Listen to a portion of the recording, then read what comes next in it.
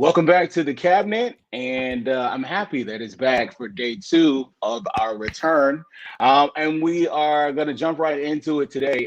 Josh Lazard, the uppity Negro, is joining me in the cabinet today, and we're going to talk about the Senate runoff case. Well, we'll start with, as I said yesterday, I'll say again, Joe Biden has now been elected 50 times. They've certified that at least 50 times that he is the next president of the United States. But what we now have is tons of fallout. Well, I don't even know if we can call it fallout. And we've bantered about this a little bit.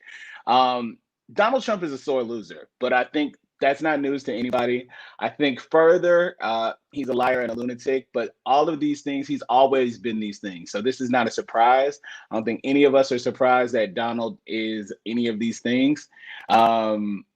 But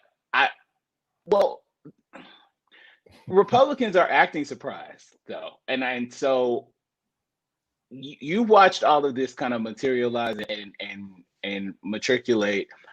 Why do you think, what is this? Is this the inability to accept loss? Is this, damn, our tactics no longer work? We know that we were it was like the perfect storm of the pandemic. People are at home, so they're watching everything. So usually we know the masses aren't paying attention. And there's a subset of the culture that really is driving things, another subset controlling things, and then another subset that's aware of everything. But in this year, people were just paying attention. And I think my personal belief is that Donald shot himself in the foot repeatedly. But I think without analyzing anything that we see, Donald Trump has always called anything that he's not going to win rigged, like always. Mm-hmm. Everything. So this isn't surprising. So I caught an Al Jazeera story yesterday that partially said, because, and I'll admit I was a little bit a part of this crew too, like on the liberal side, the Dems were kind of hollering prior to the election that Donald Trump is setting up for a coup. That's between the last minute nomination for the Supreme Court, the federal judges that have been nominated, the Senate is on his side, all of these things. I actually think what some of the shtick that the Republican Party and obviously Donald Trump is facing, I think they're realizing that, damn, we did all this stuff for the last 4 years and we still lost. And I think that's a good thing for us as an American people, because it actually shows us that this democracy that we had been telling ourselves that was fractured over the last 4 years is a lot stronger than we thought. Because technically, Donald Trump, if he wanted to have a coup, he should have been able to. Absolutely. There are enough levers of government that are quote unquote in his favor, between his appointments, between people who have shown him fealty over time. And guess what? It's not happening. I mean, he's falling out with Republican governors at this point. Arizona don't take his call like it was a bad date for the last 4 years, and it's like, we're done, and I think that's a little bit of the comedy of it, but it also shows that actually democracy, I think there's a lot of stuff that we could and should do, for progressives to push under a Biden administration to make sure that we have even more redundancies than what we do have. But I think this is us showing that the redundancies, at least at this point, they're holding. Well, I think it's fair to say that there was definitely an attack on the redundancies, packaged as reducing the amount of regulation. And so there's in so many ways, there was an attack on the system, not just democracy itself, but all of the systems that kind of hold that intact, and the checks and balances. Any fascist doesn't want any checks and balances. They don't want that there. I don't really want to talk about him. I really am more interested now about these Republicans that are not just turning against him, but turning against each other. And I think the label Republican is fair because they've labeled themselves as such. I don't think that they really are Republicans. A lot of these people, Donald Trump isn't anything. I don't really think he classifies as a Dem, Republican, independent. He's Donald Trump, and just consistently Donald Trump. But there's this weird, I don't know where I saw this, but somebody, I could have been in a conversation that I had, but someone was kind of suggesting that his allure is very similar to what like Vince McMahon and the WWE. Like Donald Trump basically is Vince McMahon, and his Trump supporters feel like attached. They feel attached to him, like people that love the WWE feel attached to like everything that goes on there. And when I really like stepped back and thought about it, it really is about hype and bullshit. So it's not. There's no like tangible and what we know about what we so I think that's a fair parallel. But you're to your point, the governor of Arizona is not taking the calls. No. Georgia has actually been open because Brian Kemp was trying to stay in Trump's good Yep. graces, and Trump comes out on Sunday and says that he regrets ever supporting him.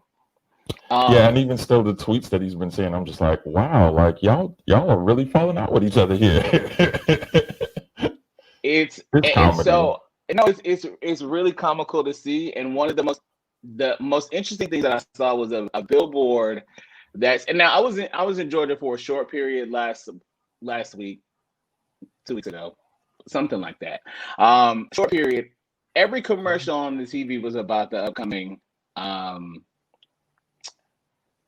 Senate runoff between Warnock and Purdue and Loeffler and Ossoff. But this billboard is now circulating in Georgia, and I think this is actually the most amazing thing in the world, because we are literally going to watch an implosion, because what I know about these people that support Donald Trump and follow the WWE, and I think we can align them in this instance, is they like hype. They like rallies. They like getting behind causes, even if they have no merit. And they will look at a billboard like this. We know based on the propaganda that he puts out. This looks like something that has been coming from Trump's camp and administration and his campaign that ran for the last 4 years as well. It looks like something that they would put out. So, I haven't been to reallyamerican.com, but nothing makes me happier than seeing. I don't think it probably make my head explode, but nothing makes me happier than to see like this type of implosion. It's a real time implosion. We will see. I think that's one of those things about like how democracy play itself out. It is clear from this last election that don't believe the polls. For what it's worth, I'm glad the Biden administration was pushing that message. Don't believe the polls. We'll see what actually happens. I don't have any tarot cards in front of me, and I don't have a crystal ball in front of me to necessarily call the election one way or the other. But certainly when you see things like that, it favors the Democrats in terms of actually, maybe actually getting a tie in the Senate. Because, yeah, you all have spent the last 4 years, and by you all I mean the Republicans, have spent the last 4 years saying that the elections are not to be trusted. You definitely spent this entire year of 2020 in campaign season saying, don't trust the elections. You are now after the elections. You are now saying still don't trust the elections. Why would you expect your people to show up in January in Georgia? And, where I'm standing, I'm like, well, then stay home. I'm fine with that. I'm totally fine with that as well. Stay home, then. The chair of the Republican Party, Ronna McDaniel, has been running and scrambling to tell people that the election was word about her. Definitely. I usually don't like to leave the Romney out of her name just so that people know who she is, specifically Ronna Romney McDaniel, but she's been scrambling, literally scrambling, like, okay, so these elections are fine. The election was actually fine. And so the election in Georgia is going to be fine. And I've seen her do multiple interviews, and I'm like, your scrambling it does not have the power of a Donald Trump tweet. It really just doesn't. And the problem is they've yielded all of their power to his tweets, literally. So they did not condemn his tweets. They didn't speak ill of his tweets. They were afraid of his tweets. And because of that alone, because that's literally the sole reason why they have so much power, and nothing that any of them say. Like the reason they don't want to go against him is because they just don't have it. They don't have the capacity. And so I'm here to watch this implosion, but I still think it's just as we need to be as passionate and fervent in this move towards people still voting. Despite what you see, there was not any regular commercials in Georgia. That was my point of me saying that I went down there. There was no regular commercials. Everything was about this runoff election. Yeah. Every single commercial. And they'll get vicious. And I think people are literally just tuning them out because, again, democracy is actually working. People have already really made up their minds. If you were only supporting people because Trump was in office and now he's not, I suspect that we may see really a falling out from the Republican Party, and it's really been time for them to redefine themselves. Well, I think it's going to be interesting. First of all, the Democrats went through that. The Democrats experienced that in 2016, the specter of Trump notwithstanding, but there was enough of a response within the Democratic community to say, so this is what happens when Barack Obama is not at the top of the ticket. The Democrats realized that in the 2010 midterms and again in 2014 midterms. Some of that was just standard anyway. You know, the party in power in terms of the executive branch usually ends up losing Congress at some point. And so now, you know, that was standard and what eventually is happening here. But this time, we're talking about a one-term president here. We're talking about a relatively divided, you know, electorate. Obviously, we expected large turnout numbers, but I'll admit, even for me, you couldn't have told me that the turnout numbers and, the number of people who voted for Trump would have been as high as it was. And it is very clear that Donald Trump is still positing himself as a kingmaker. Like, I think some of this remains to be seen, but once he's out of office, it's going to be really interesting to see, is the GOP party still going to have to go through Donald Trump in order to get, or at least feel that they actually have a chance in actually winning races in states and down ballot elections? Because from where I'm standing, Trump was planning on running in 2024. He's not going anywhere, and that the GOP is still going to be the party of Trump. Now, we'll see. I think some of this will definitely fade, and we'll actually have to be able to say the GOP is going to be the party of Mitch McConnell again, but Trump is going to be standing there. That's going to be a really large shadow. And there's still that core base of people that's close to about 40% of the electorate. Like Donald Trump's numbers never dropped much below 37, 38%. And that's true. And I think that he's going to continue to have that. I actually really speculate that he's probably, if they continue to piss him off, because as they're turning against him, he's seeing that they were never really loyal to him. They were really concerned about their base the entire time. So Donald's traits, he may split the party. And if he runs in 2024, he may do it as an independent. That would be the best thing for the democracy. And I'm serious. Like, and I really don't. All jokes aside, I actually agree. I agree. I think him doing that is probably, that's the lesson that they will never learn any other way. I think it's going to show them that they really, really need to get serious and make some changes. And Democrats not excused from this at all. Tons of changes need to be made. Everything is a slow turn because everything is so accessible, right? Things have always moved this slow, but now with the advent of digital and the progression of digital being infiltrated into everything, people that are, especially that are just now waking up to what's going on, believe that everything should move much, much faster. It's just not the way that it works, though. And so I think, I don't know. I'm probably in the same boat. We have to wait and see what happens. I would love to see Donald Trump start a third party. I think that would really be one of the best things for our democracy at this point. Obviously, I'm getting way ahead of myself, but just to run out scenarios with that, if you have anywhere from between, I'm going to say maybe 30 to 35% of the people that might actually go with Donald Trump, you have this in-between section that perhaps the Republican Party would be able to moderate itself. And I think the Democrats would actually lose some of those people, because then they'd be able to find a party, because they're not caught in this duality. And that would allow a Democratic Party to actually emerge as this like progressive wing. Because let's be clear, the Democrats are not this party of quote unquote middle America and hard. Like we're beginning to be, and I'm a registered Democrat. We're being seen as this party of progressive elites that is, caught up on the coast and whatnot. These things change over time. I'm not necessarily getting caught up in that, but I think it'd be one of the best things for us as an American electorate if we had three viable parties. That we actually be able to walk into a voting booth when it comes to presidential elections and actually have a real choice rather than being caught up in this binary where so many of us walked into the booth in November, voted early, or mailed in our ballots holding our nose. Biden was not my first pick. He wasn't my second pick. He was not my third or even fourth pick. But I knew why I needed to vote and I had my reasons for it. But like, it would be great to be able to say that there are three choices for this as opposed to just two. No, I agree 100%. Biden was not my first, second. He was the choice, though. He was the choice. And as we know, elections have consequences. Before I leave this topic, Bill Barr has come out and said that he also believes that there's no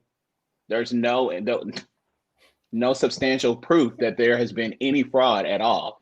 I am patiently waiting for the attack. And it may happen.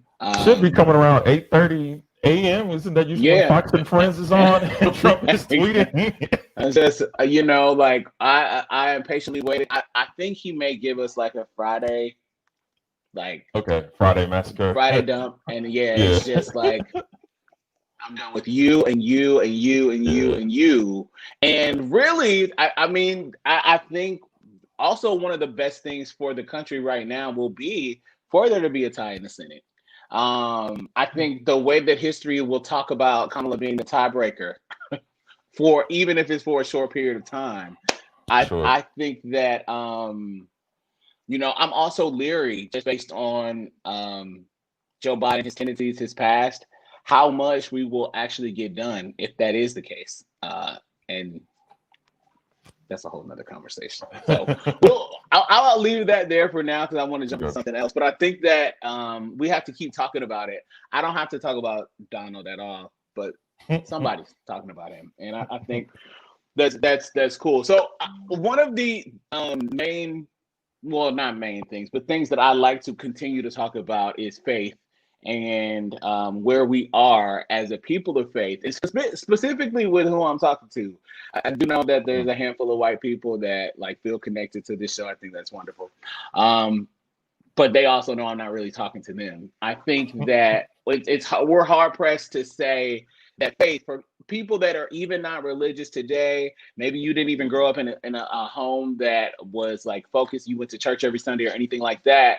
But what we could never say is that Black culture in America has not been shaped by faith.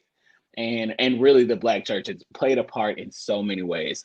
And so I'm going to say this and preface this, and some people may not even know where I'm going with this. You know where I'm going. But I think that there was going to come a time where people were going to decide that if I'm going to keep doing this, if I'm going to continue, because there's a lot of games that are played within faith, the faith realm and faith circles and church circles and all of that, that I'm going to be real and I'm going to be true.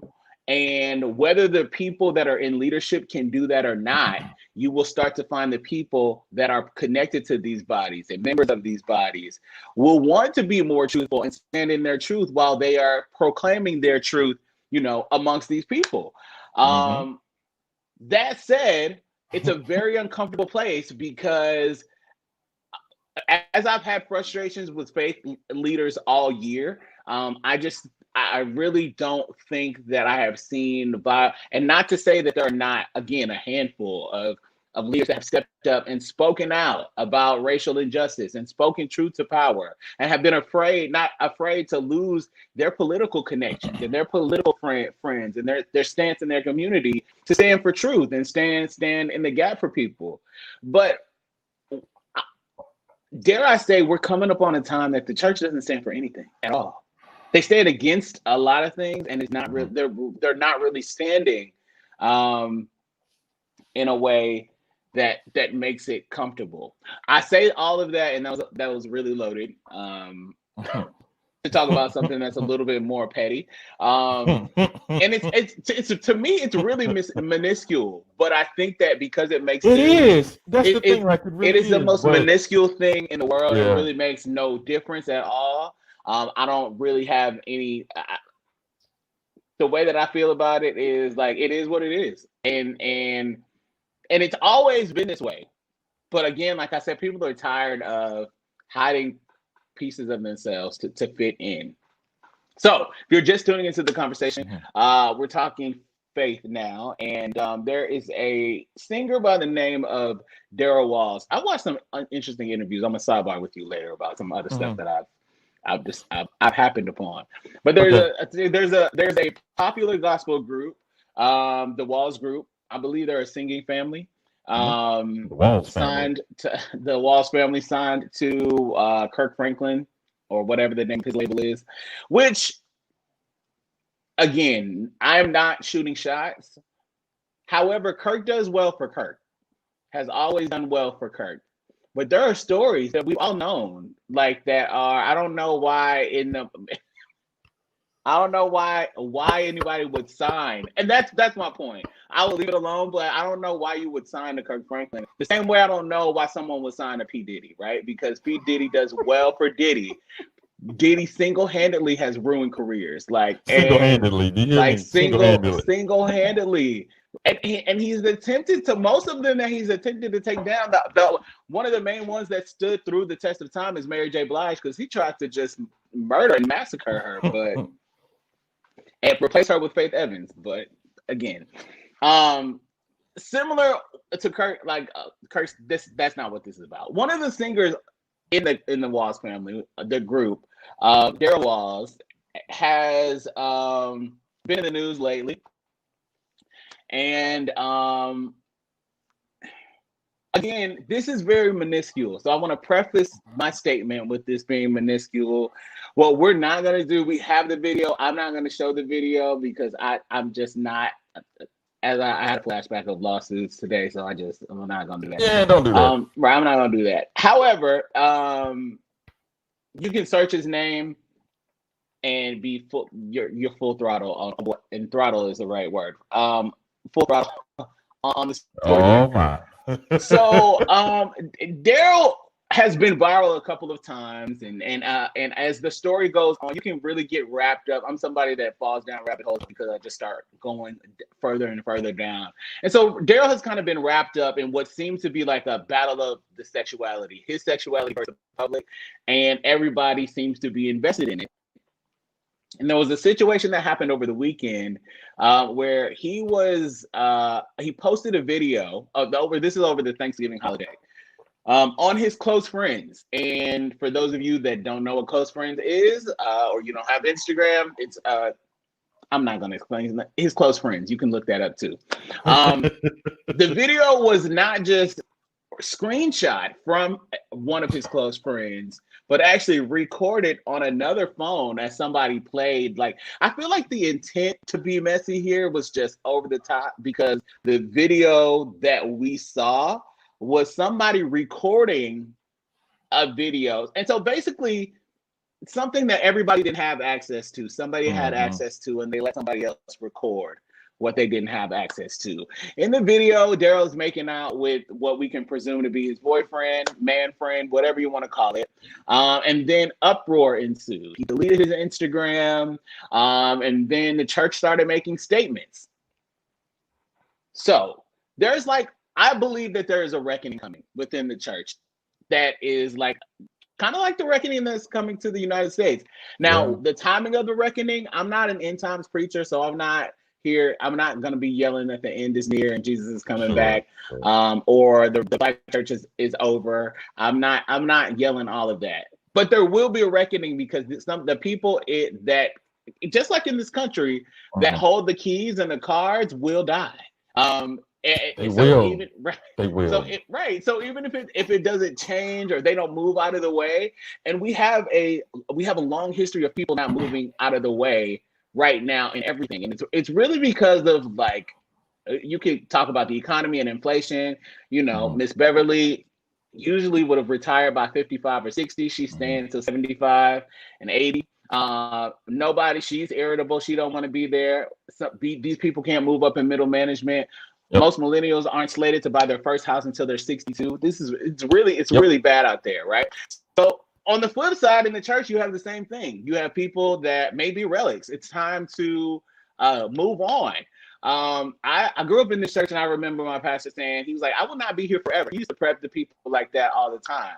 I will get older, and when I mean older, I mean when I turn about 60, I'm out of here. I will not continue Mhm. to do this, to hold on, because you're not really my people. He viewed it this way. Some pastors don't. Like, I gotta pass this on. And he did. And I don't go there, obviously, but he did move on around 62 and just pass it on.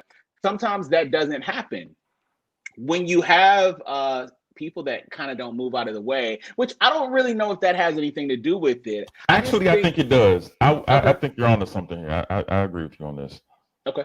Yeah, like, and I literally, I was about to say, there are a lot of parallels to that. Literally, what you were just saying is exactly what we're talking about, even just in our politics. The Democratic Party, our leaders are 80, like an actual 80. Like, they were alive and would be old enough to remember when the bombs dropped on Hiroshima and Nagasaki. Like, I don't have any connections to like a Nancy Pelosi or Maxine Waters. And those parallels are exactly the same in a lot of the Black church in terms of institutional leadership and whatnot across denominations. So that when they see somebody like a Darrell Walls, who is a gospel singer, who, based on everything from what we could see from the video, actually likes the guy, right? Like, this wasn't just like some happenstance situation. And there have been some other, one could just, well, like you, I kind of took a rabbit hole.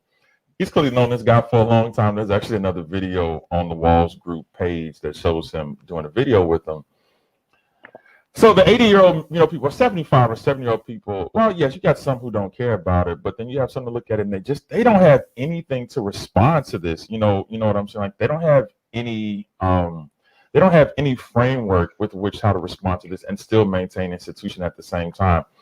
And I think that's really unfortunate. So do you Because think, question, I want to throw a question in there. Do you yeah. think that's about control? Yes, and it's about ego. I do. There's some times in which I would have. There was at one point I would have said it was not, but I've got some own personal instances. And I'm thinking of like some churches that I've been a part of where it's like, we've given you enough signs to know it's time to retire. We politely told you some things have happened here in this church, and you just don't want to change with the times, which to me says this is just your ego, because you've had enough opportunity. When people leave your church, when people stop tithing, when crap falls apart, and you still want to hold on to doing things the old way, and people have told you that there's a better way to do this. At this point, it's about the ego. It's about thinking that if they hold on, listen, that it is, again, it's this Donald Trump syndrome. I mean, it is that dictator, egotistical syndrome that if I I didn't want hold to on, say it. I'm saying it.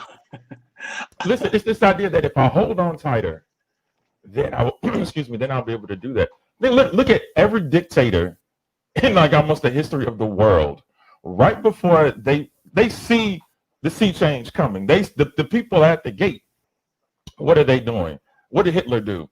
They were sitting. Remember this? Well, I just made a Hitler comparison, but I mean, it's this idea that like when you see the changes coming and you still hold on even tighter, and it's like history is not on your side. Never has been. Like in all of human civilization, that is just what happens when they see the sea change coming. They feel like if I dig a little bit deeper, and to put it in churchy terms, if you pray just a teeny weeny little bit longer, a little bit harder, as Diane Williams says in this song, it's like, well, no, that's not how this works.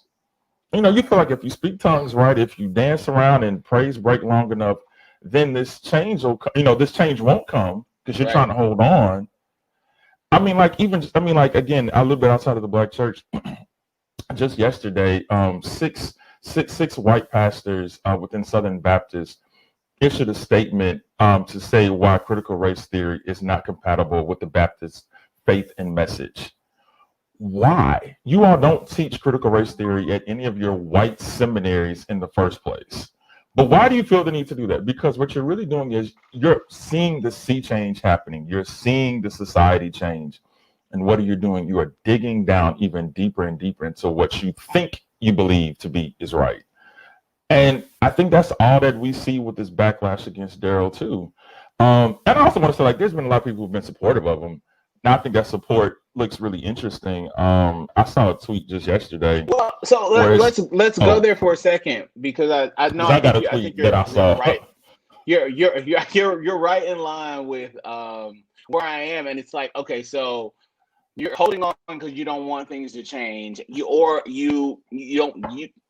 want to yield to change. You've never yielded to Yep. change, or you haven't done anything that's outside of your control. Now, people that say I believe this same thing, they no longer believe the rhetoric that God can't love me this way, and that is whether they are he, she, they don't, they no, you can't convince these people that God doesn't love them anymore.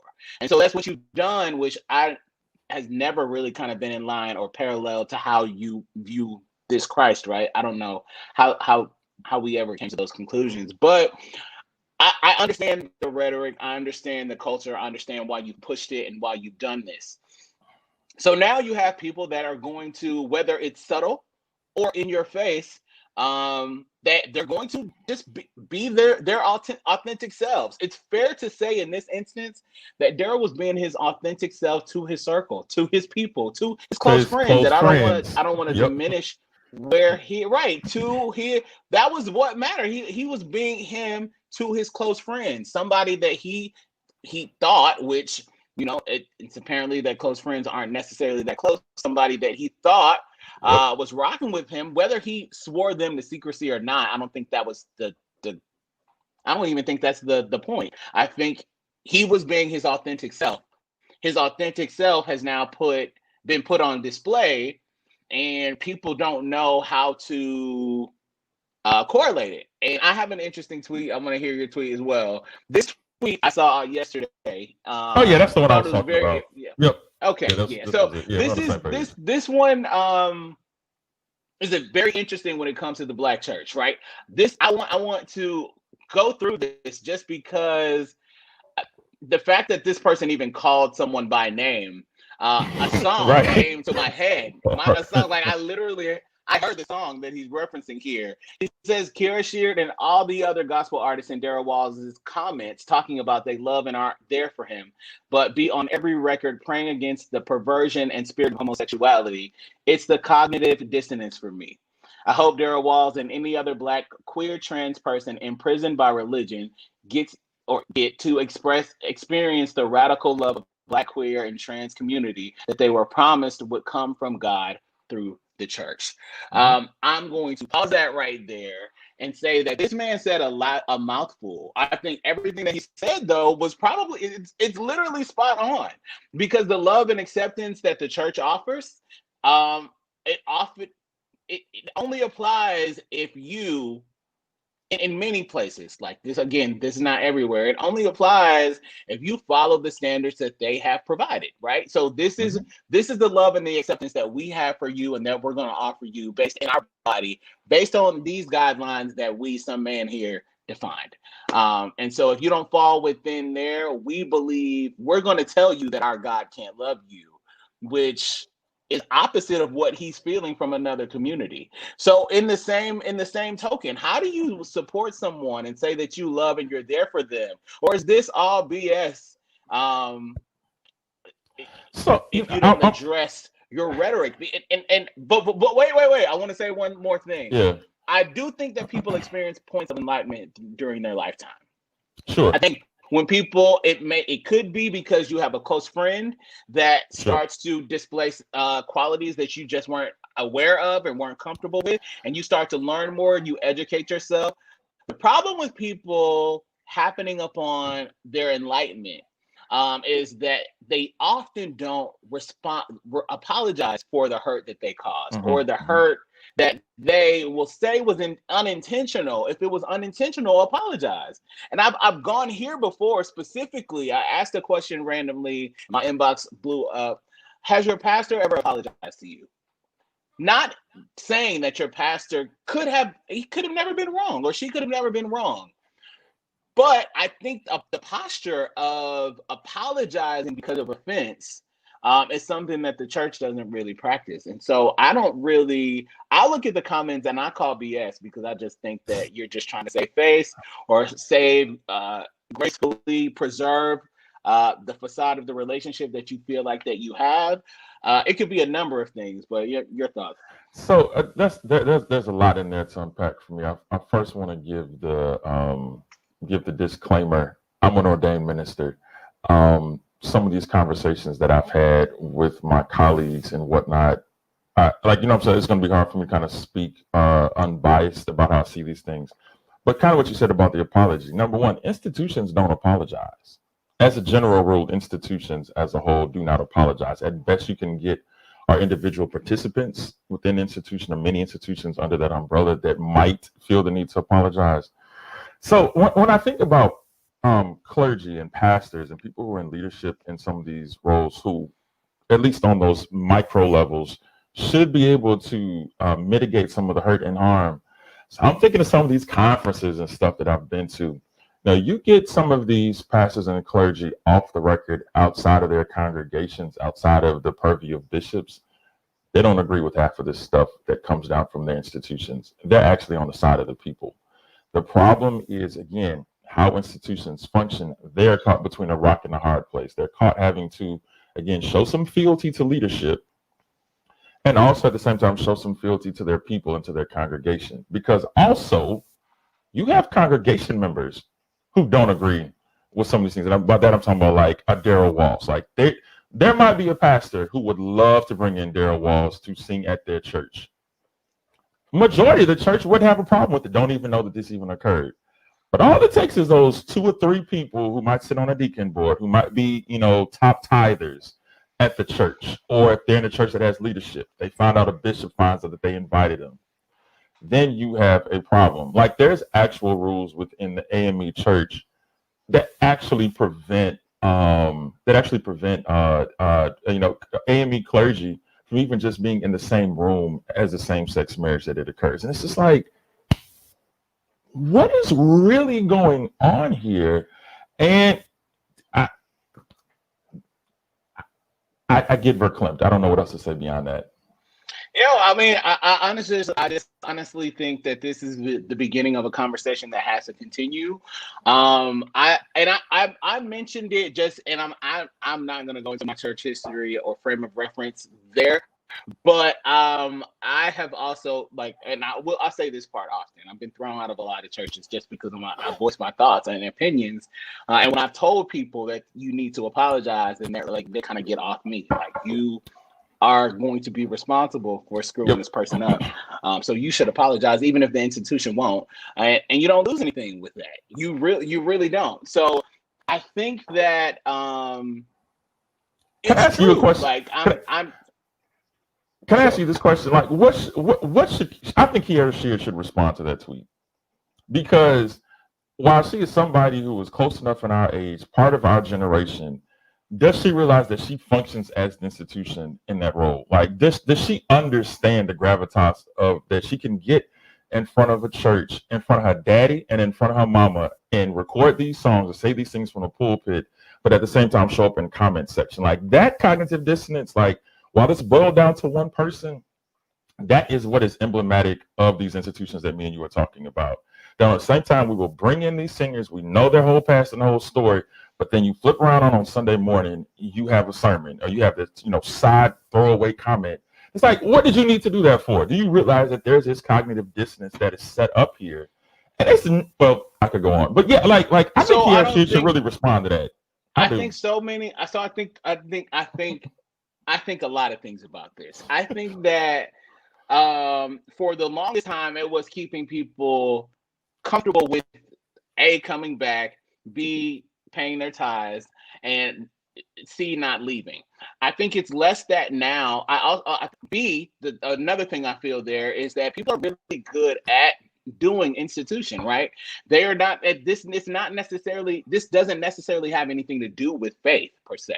It doesn't have anything to do with the Savior per se. It has nothing to do with that. It has all to do with the control, your methods, and the way that you really the way that you choose to persuade people about a lot of times it's theories. It's not even a truth. It's a it's about your theories. And so that's why it's easy for them to say one thing and do another.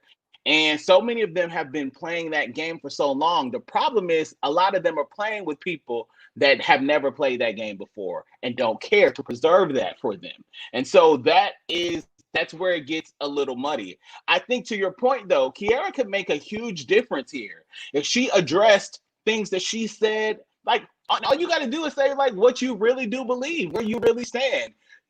She could literally she could address this in a live that's less than 5 minutes, and she would literally shake a lot of systems. Oh, she would shake the system to the core, and then her daddy wouldn't be presiding bishop in the next election. Because that's what I'm saying. Like, that's where those politics and institutions start coming into play. Because her daddy would have to answer for that. She don't want the smoke on it. She don't want the smoke inside the family, regardless of how many people will be. Well, and I agree with that. But you know what? And the crazy thing is, it probably won't be her. I can probably go out on a limb and say it probably just based on context of that family. It probably won't be her. But there are people that will. I pray that they do. Like, and that I think that that's what I mean, that I feel like we may be on the brink of that, because there are people that will, and I don't know, that the entire in line with that, I think that that same critique in the same community that Daryl seemingly, I'm not going to say that he was hiding, because like I said, I don't think that he was. I think that the same community that was quick to critique and speak on the fact that he has to feel like he could only share it on his close friends and not on his regular story. I think that same community has a lot to say about a lot of things. So I want to share this. Smokey Norfolk posted this also over the Thanksgiving break, which again, I totally understand that humans are affectionate by nature. Yeah. This is okay. However, in our systems, arguably one of the most publicly loving systems or institutions there is, the church, love is just so his teenage boy climbed into his arms and went to sleep. This touched Smokey, but I've seen post after post, as you probably have. If y'all can't see what's wrong with this, not my son, ain't no grown ass man crawling into the arms of no other man. And they don't want to hear it from me, but this is why y'all don't know how to love people and be in relationships with other friends and other intimate partner relationships. It's as simple as that. We're out here raising kids, especially men raising sons who are not able to do that. I mean, I didn't exactly have the world's most intimate, like touchy-feely relationship with my father. But, yes, there are parts in which, even as a grown-ass man myself, I will, my father's still alive. Let me not say that he's dead or anything like that. But, I don't live in the same city as my parents. I enjoy when I'm able to see my father and put my arms around him and hug him. And if I were to have a son, my son will be able to climb in my lap and hug me whenever he wants. I was appreciative of Kev on stage actually trying to, not make fun of it, but to kind of bring some levity to it, when he filmed it with his own son, just to say like, this is normal and natural behavior. And we need better images of Black fathers and Black men doing that with their sons. And I think there's some images that are out there, that are not. But like, it's Smokey Norfolk, and this becomes a church thing, and then it becomes a sexuality thing, and then it becomes this gay thing, and it's just like, oh my God, like people, what are we really doing here? What are we really trying to recreate here? And I mean, to get even theological with it, like, so Joseph and Jesus, or Jesus and God, like all these things, like we talk about these things in relationships of sons and fathers. But suddenly when we see this, reproduced in an Instagram post, and it's a problem, again, that's that cognitive dissonance. It's that way in which we don't connect the theology to. I think you said it perfectly. This is why y'all can't love. This is literally why you can't love. The fact that a son loving on his father and the father loving Yeah. his son back publicly is a problem. There is a problem. There Like is a y'all don't like problem, love right? at all. And you right, you don't like love at all. And I feel like if Nope. you have a problem with this, um, Go you see have a a problem. psychiatrist. You have a Go to problem. a I don't think psychologist. You need to go work out some family issues. You need to go work out some and it's not potential church. You childhood don't need to go to trauma. church to talk to a church counselor. No, Right? You don't need to no, talk to your pastor. You don't need to talk to nobody but no. a psychiatrist. Okay, Because you might need somebody that can medication. really help you.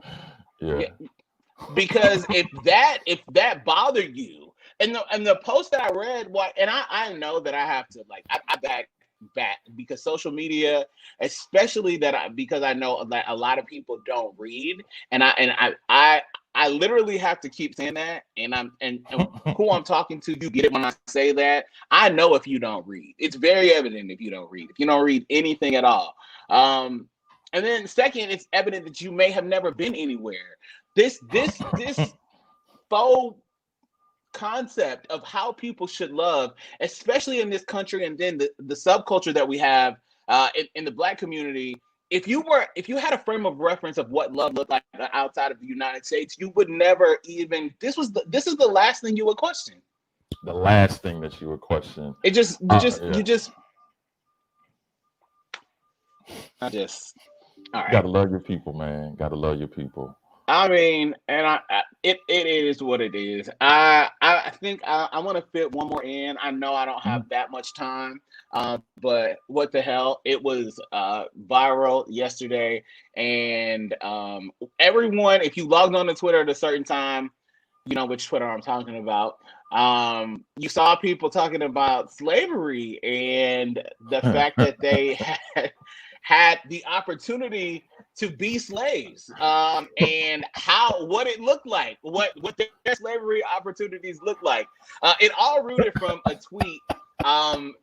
It started with this tweet from at Huff Daddy Says. It says Black people who make it and attribute their success to their proximity to white people, you are the problem. Now, this is in reference to what happened at True Kitchen and Cocktails in Dallas.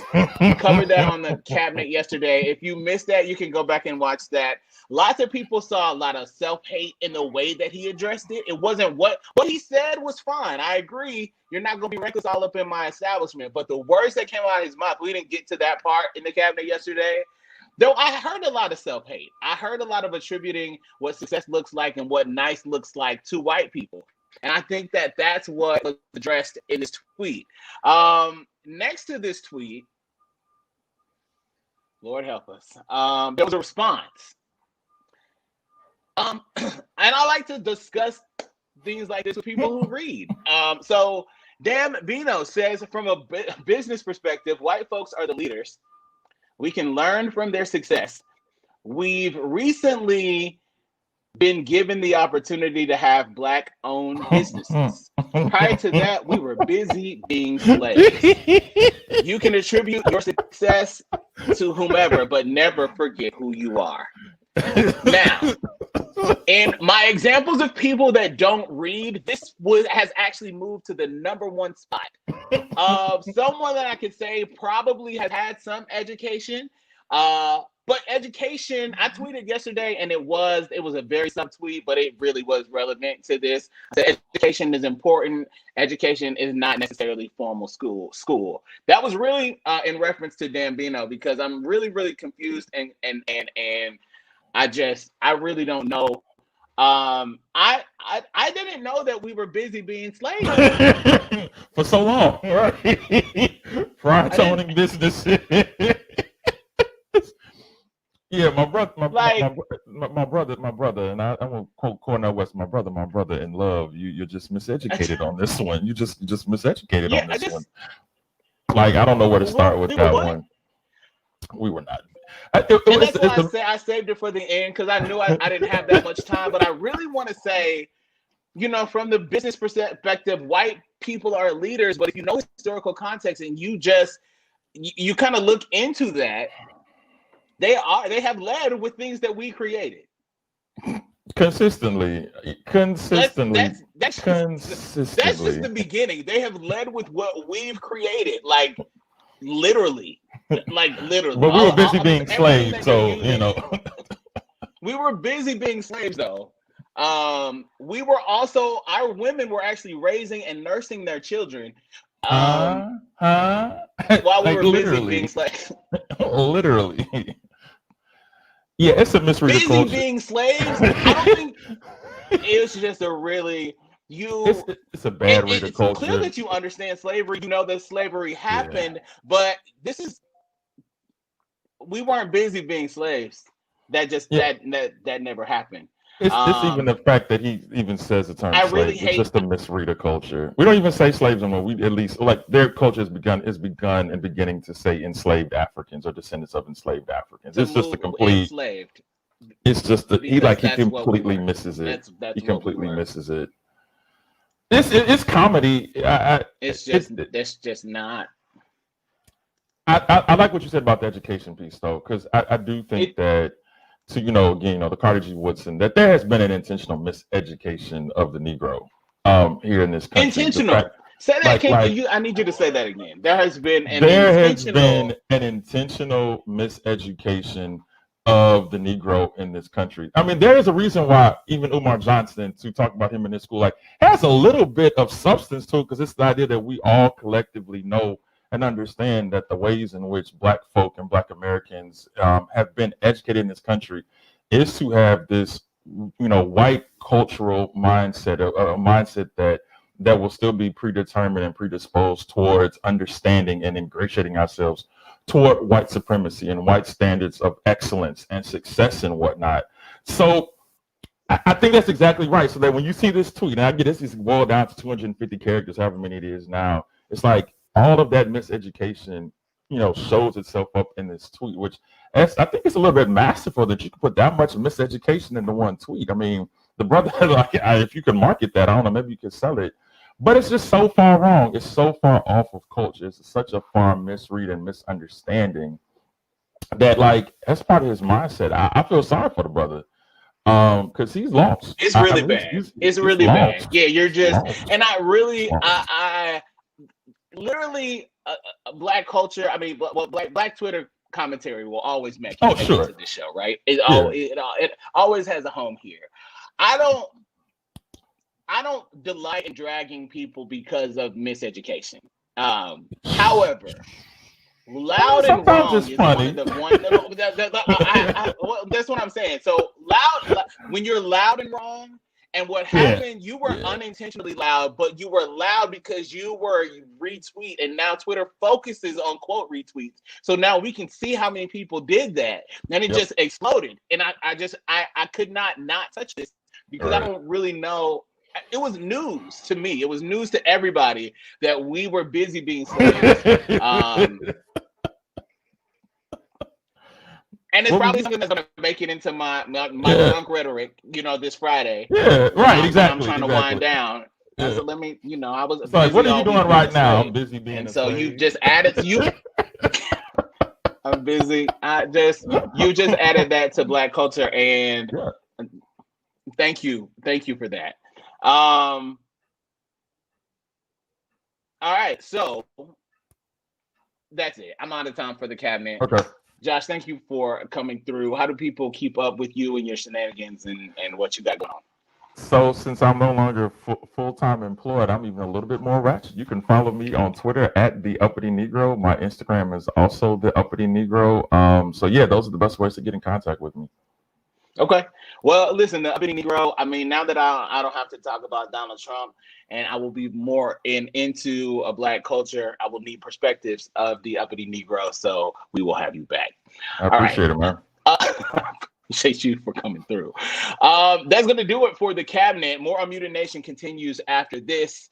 Follow Unmuted Nation everywhere. Okay, the podcast, you know where to get it. Download the Boss FM Radio app.